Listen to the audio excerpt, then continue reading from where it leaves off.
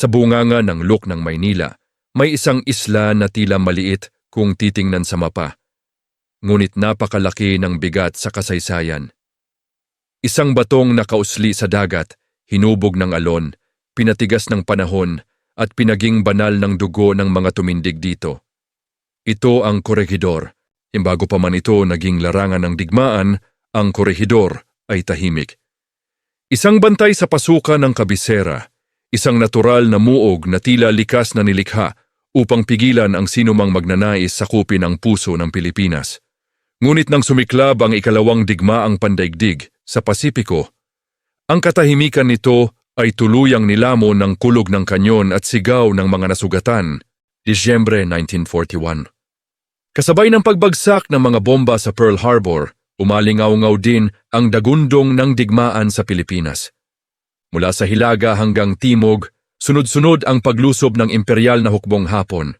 Sa loob lamang ng ilang linggo, umatras ang pinagsanib na puwersa ng mga Pilipino at Amerikano patungong Bataan. At sa huli, sa Corregidor. Ang Corregidor ay hindi lamang isla. Isa itong kuta.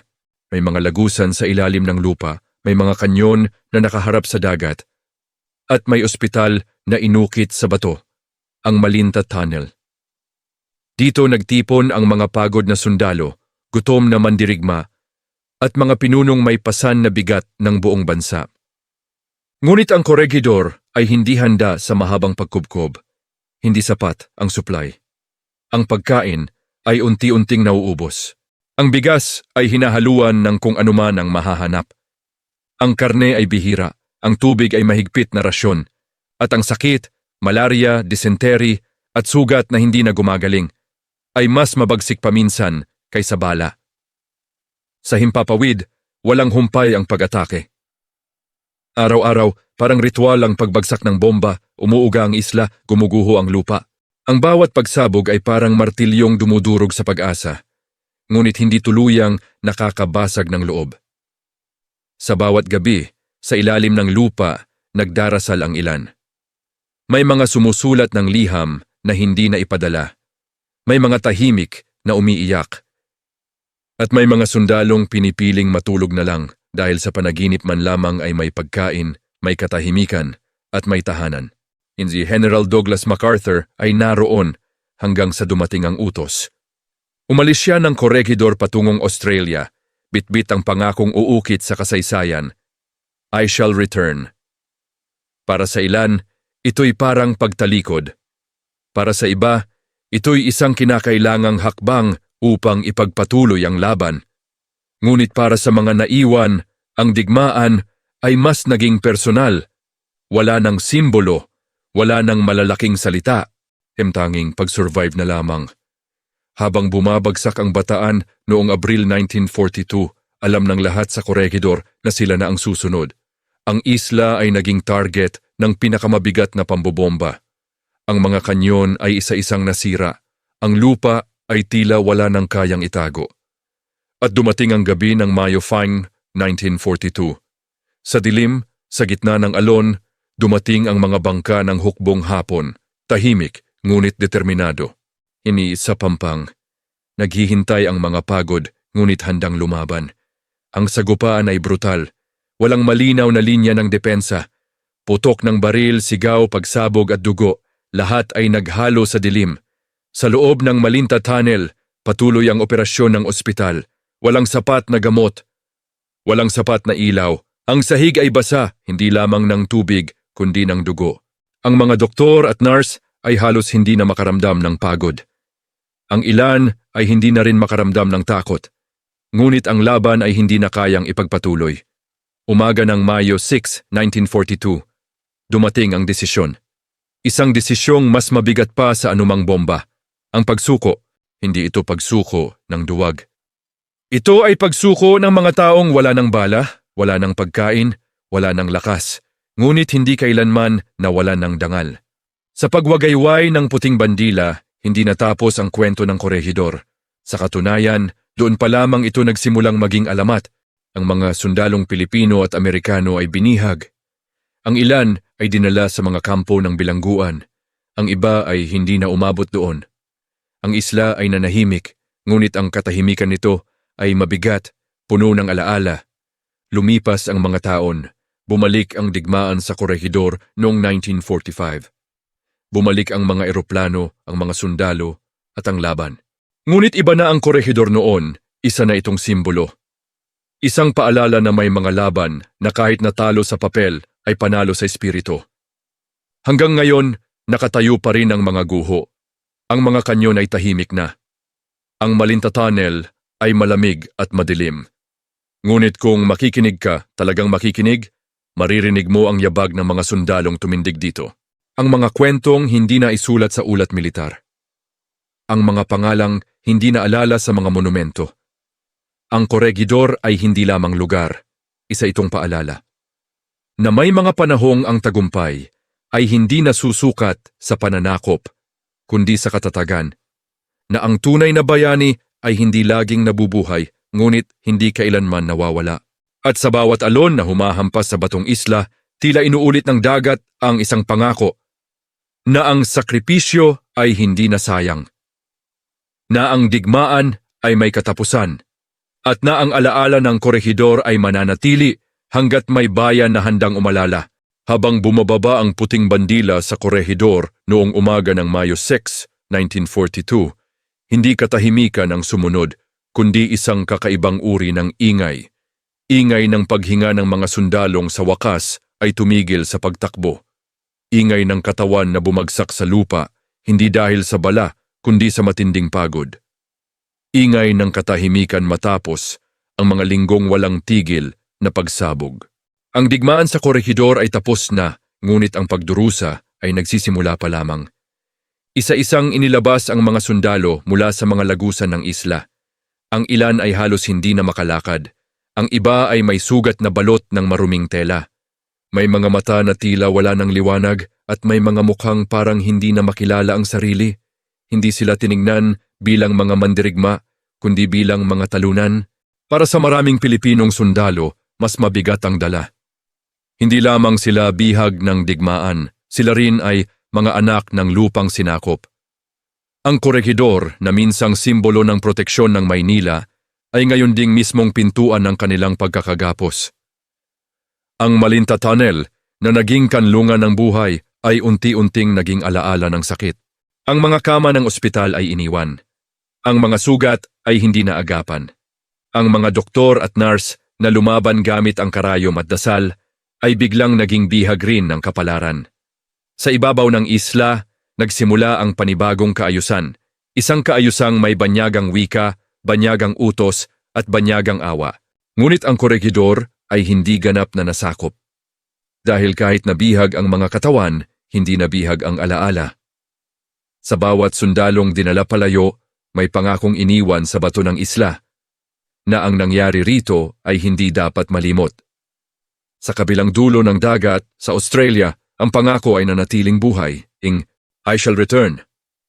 Hindi iyon sigaw ng propaganda lamang, isa iyong sumpa laban sa kasaysayang tila gustong lunukin ang mga natalo. Lumipas ang mga taon, nag-iba ang ihip ng hangin ng digmaan.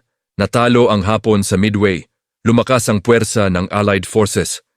At unti-unting bumabalik ang pag-asa kasabay ng alaala ng mga naiwan sa Corregidor. Pebrero 1945, muling nagising ang isla, ngunit hindi bilang biktima. Mula sa himpapawid, bumagsak ang mga paratrooper. Mula sa dagat, umusad ang mga barko. Ang Corregidor, na minsang dinurog ng bomba, ay muli na namang binumba, ngunit ngayon bilang hakbang tungo sa kalayaan. Ang labanan ng 1945 ay hindi na tungkol sa paghawak ng isla. Ito ay tungkol sa pagbura ng kahihiyan ng pagkatalo. Sa bawat hakbang ng mga bumalik na sundalo, naroon ang multo ng mga naunang bumagsak. Ngunit ang isla ay may sariling alaala ng digmaan. Ang mga lagusan ay naging bitag.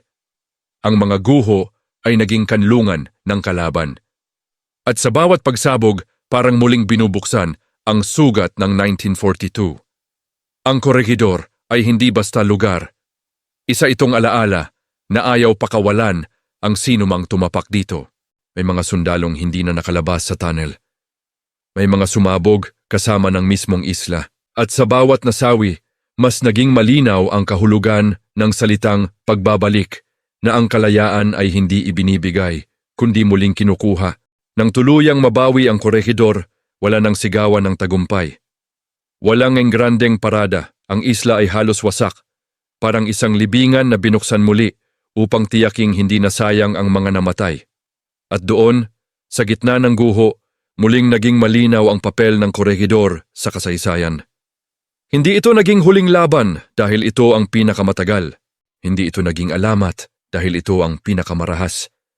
Naging alamat ito dahil dito malinaw na nakita ng mundo kung ano ang itsura ng katatagan kapag ang lahat ay nawala na.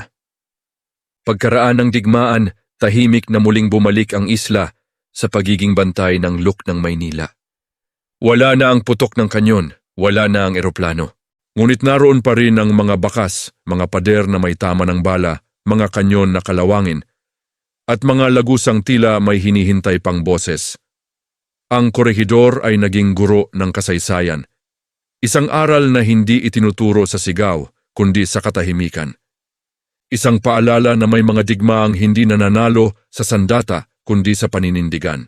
At sa tuwing may dumadalaw sa isla, mga estudyante, veterano, tahimik na manlalakbay, may iisang tanong na bumabalik. Sulit ba? Sulit ba ang gutom? Ang sakit? Ang kamatayan? At ang sagot ay hindi kailanman diretsyo. Dahil ang korehidor ay hindi nagtatanong kung sino ang nanalo. Itinatanong nito kung sino ang tumindig kahit alam nilang matatalo sila.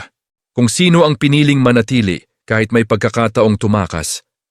Kung sino ang nanatiling tao sa gitna ng digmaan. At doon nagtatapos ang tunay na kwento ng korehidor. Not with victory, not with defeat, but with memory. Pagkatapos ng putukan, may isang uri ng katahimikan na hindi kayang ipaliwanag ng salita. Hindi ito ang katahimikan ng kapayapaan, kundi ang katahimikan ng mga bagay na hindi na mababawi. Ganoon ang korehidor matapos ang digmaan, isang isla na hindi na muling bumalik sa pagiging inosente. Ang mga sundalong nakaligtas ay umuwi, ngunit hindi lahat ay tunay na nakauwi. May mga katawan na gumaling, ngunit may mga isipan na nanatili sa loob ng Malinta Tunnel. Sa bawat biglang ingay, sa bawat dilim, sa bawat amoy ng usok o bakal, bumabalik ang isla, tila walang pahintulot, tila walang awa. Para sa maraming veterano, ang korehidor ay hindi isang lugar sa mapa. Isa itong bangungot na may pangalan. Ang gutom na naranasan doon ay hindi basta kakulangan ng pagkain. Isa itong dahan-dahang pagkaputol ng dignidad. May mga sundalong natutong kumain ng dahan-dahan, hindi dahil sa disiplina, kundi dahil baka iyon na ang huli. May mga natutong magbahagi ng isang pirasong tinapay na parang ito'y banal. At may mga natutong tumingin sa kamatayan ng walang galit dahil minsan ito na lamang ang pahinga. Ang mga Pilipinong sundalo, pagbalik sa kani-kanilang bayan, ay hindi sinalubong ng parada. Walang banda. Walang medalya. Ang ilan ay umuwi sa lupang winasak ng digmaan, sa pamilyang nagbago na at sa bansang pilit bumabangon. Ang kanilang katahimikan ay naging kasaysayan, isang kasaysayang hindi agad isinulat. Ngunit ang korehidor ay patuloy na nagsasalita kahit hindi marinig ng lahat. Sa mga guho nito, may mga batang unang beses makakarinig ng salitang digmaan hindi sa libro, kundi sa mismong lupa. May mga guro na tahimik na tumitigil sa pagtuturo kapag narating ang bahaging ito ng aralin, dahil paano ipapaliwanag ang pagdurusa na hindi dapat maulit? Ang isla ay naging salamin ng isang tanong na ayaw sagutin ng kasaysayan. Ano ang halaga ng sakripisyo kung walang nakakaalala? Sa paglipas ng panahon, ang korehidor ay naging lugar ng paggunita. May mga seremonyang ginaganap, may mga bulaklak na iniiwan, may mga sandaling tahimik at sandaling formal.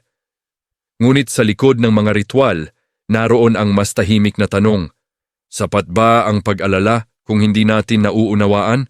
Dahil ang korehidor ay hindi lamang kwento ng mga general, ito ay kwento ng mga ordinaryong tao.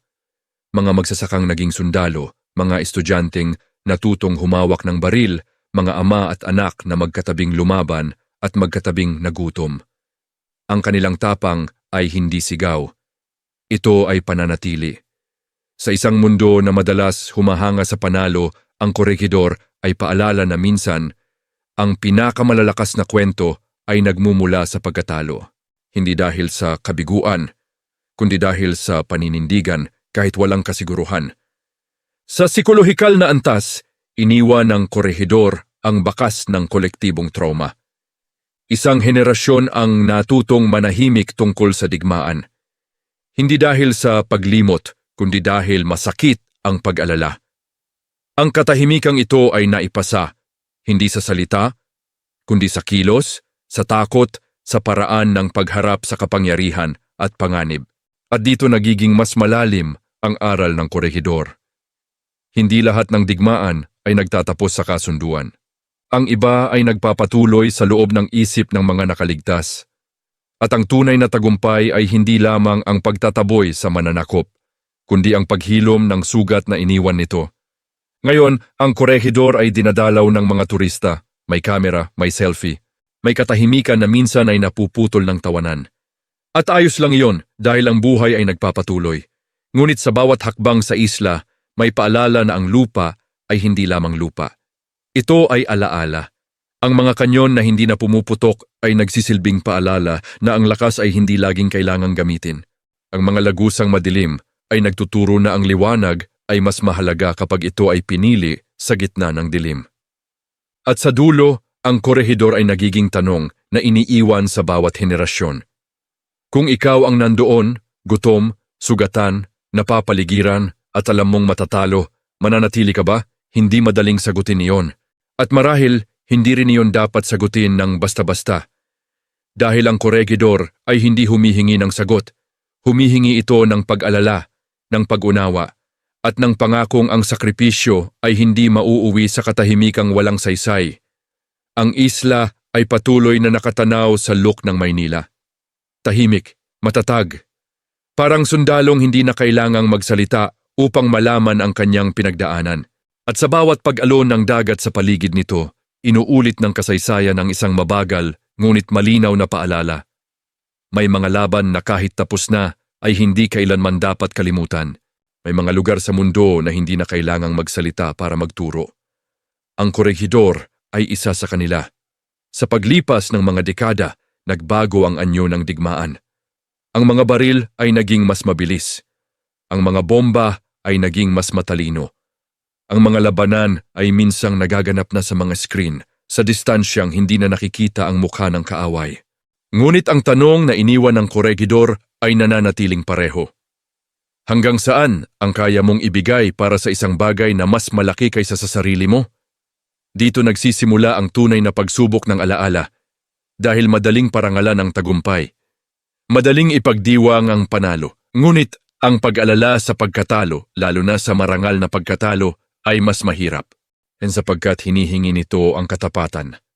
Hinihingi nito ang pag-amin na may mga laban na hindi natin kontrolado. At may mga sandaling ang tapang ay hindi sapat upang baguhin ang resulta. Ngunit sapat ito upang baguhin ang kahulugan. Ang Corregidor ay paalala na ang kasaysayan ay hindi lamang sinusulat ng mga nanalo. Isinusulat din ito ng mga tumayo sa huli, ng mga nanatili kahit wala ng kasiguruhan, at ng mga piniling ipaglaban ang dignidad kahit wala ng pag-asa sa panalo. Sa moral na lente, ang Corregidor ay isang salamin.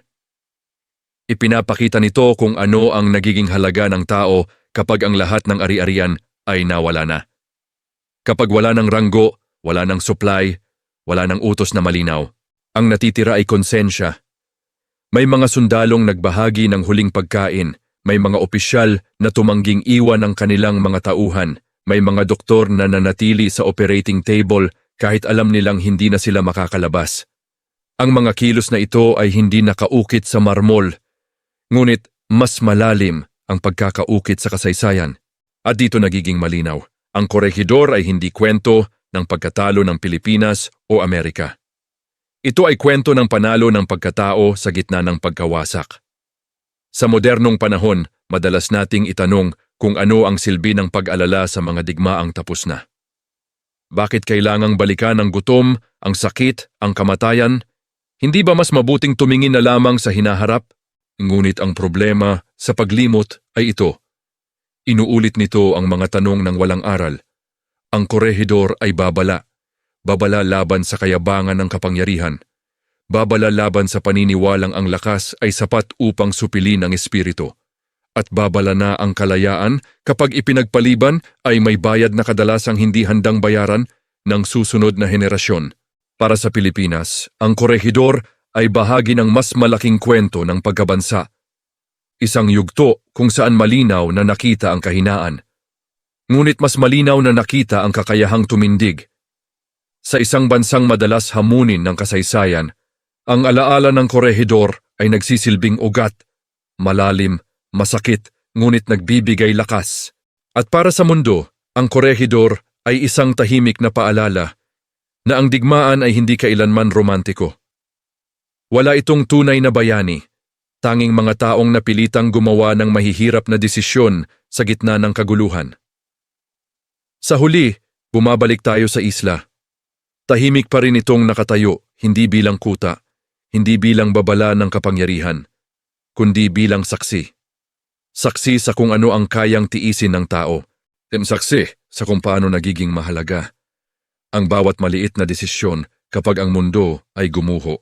Kung ikaw ay tumayo sa korehidor ngayon, marahil wala kang maririnig na putok ng baril. Ngunit kung mananatili ka ng sapat na matagal, maririnig mo ang mas mabigat na tanong. Isang tanong na hindi kailanman tumatanda. Kapag dumating ang sandali na kailangan mong pumili sa pagitan ng kaligtasan at paninindigan, alin ang pipiliin mo? Walang tamang sagot, walang maling sagot, may alaala lamang. At ang alaala ng korehidor ay hindi humihiling ng paghanga. Humihiling ito ng pag-unawa. Na ang kalayaan ay hindi ibinibigay ng kasaysayan, ito ay ipinaglalaban, inaalagaan at inaalala. Habang patuloy na dumadaloy ang buhay, habang ang mga henerasyon ay nagpapalit, nananatiling tahimik ang isla. Ngunit ang katahimikan nito ay hindi kawalan ng tinig. Ito ay isang panata na hanggat may bayan na handang makinig, ang korehidor ay magsasalita. Hindi sa sigaw ng digmaan, kundi sa bulong ng alaala. At sa bulong na iyon, naroon ang huling aral.